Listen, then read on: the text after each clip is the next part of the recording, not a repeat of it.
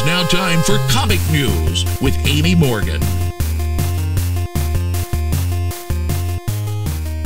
Hello, it is Aimee and I'm back once again with another Transformers Comics News Reviews in 10 minutes. Actually, today it's probably going to be 5 because there's no news. It's been Christmas, it's been the New Year's, I've been off on vacation, I've come back. I haven't really had time to look for any news. So as far as I know, everything is still here. The end of the world did not happen, so we will get back into the swing of things next week as comics start coming out. Actually, they came out this week, but I haven't picked it up yet, so I'm not reviewing that one. But today, up for review is More Than Meets the Eye, issue number 12, because I haven't reviewed it yet. It is a little 2 weeks old, but that's okay. It's written by James Roberts, and penciling duties were divided between Alex Milne and Brendan Cahill. Coloring was done by Josh Burcham, and let me tell you, he did a great job blending with both of these guys because the coloring was consistent. It worked on both Alex Milne's designs and Brendan Cahill's. It just worked out perfectly. This issue was called Before and After, and how they balanced it out is that one artist did the before and the other did the after. And I believe the before was done by Alex Milne and the after was done by Brendan Cahill. So I'll get into that. Basically, the Lost Light is on a single contained mission to a planet where they believe the Khans that have captured that world, they believe that these are the Khans that have kidnapped and taken the Circle of Light, which we learned that they had been kidnapped in More Than Meets the Eye Annual. But when they get there onto this planet, the Lost Light people, they get there and they discover that it's not the Circle of Light that's there, but something a little more darker and sinister.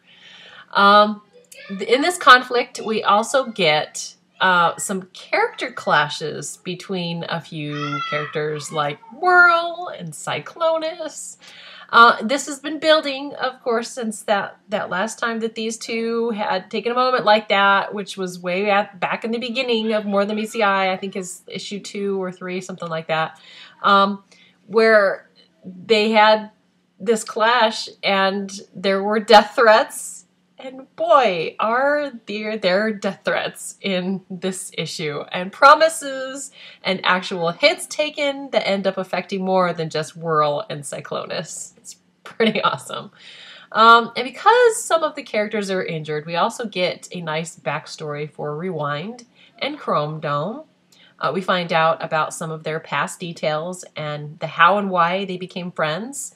And what was that whole line about Chrome Dome being suicidal? Yeah, we get some juicy details with that as well. And lastly, a new little point to worry on is Chrome Dome. He's hearing things through the walls.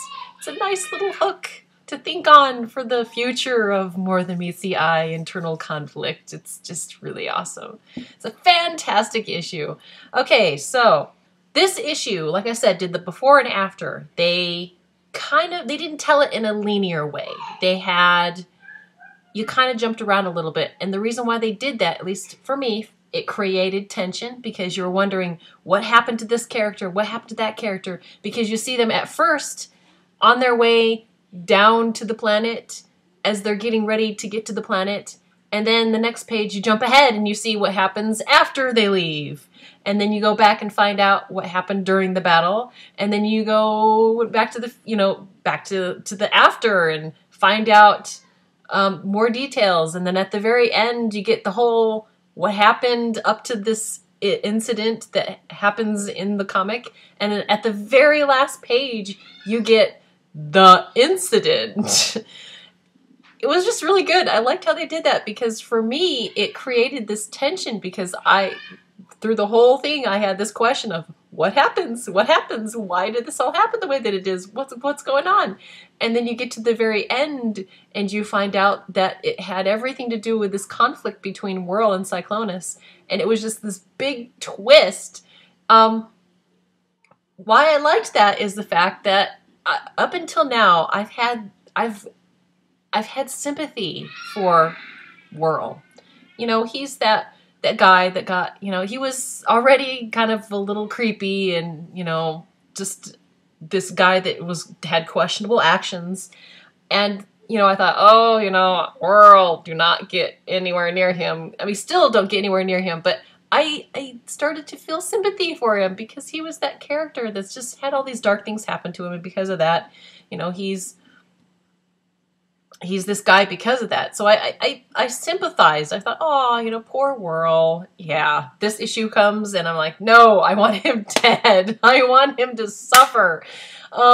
He makes a really bad decision and he puts other people at risk, and actually people get hurt because of him, because he's got this bone to pick with Cyclonus. And Cyclonus actually comes out on top being this honorable dude that's like, yeah, you know, he's gonna threaten your life and say, you're gonna die, and I'm gonna wait to the right perfect moment, and then I'm gonna take you out because you're a warped character, and, you know, that's the honorable thing to do. And I don't care if I'm a con or if you're a con or what happens. It's like, I'm just gonna do it based on principle.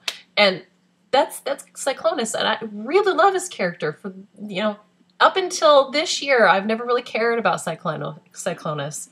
And now he's that character that I'm like, I look forward to when he's on the page, even though he's mean to Tailgate and he needs to get over that. No one's perfect, right? He's an imperfect character. Long story short, I really liked what happened in this issue. It was a solid issue. Just the little threads that are getting pulled out of here, and little twists. And here I like one character, and then this issue gives me a reason to not like that character, and I want to see him die. Yeah. So, yeah, fantastic. Definitely get this issue if you can. It's a great way to wrap up 2012. Yay! And I give it 5 out of 5 Energon goodies. Yay!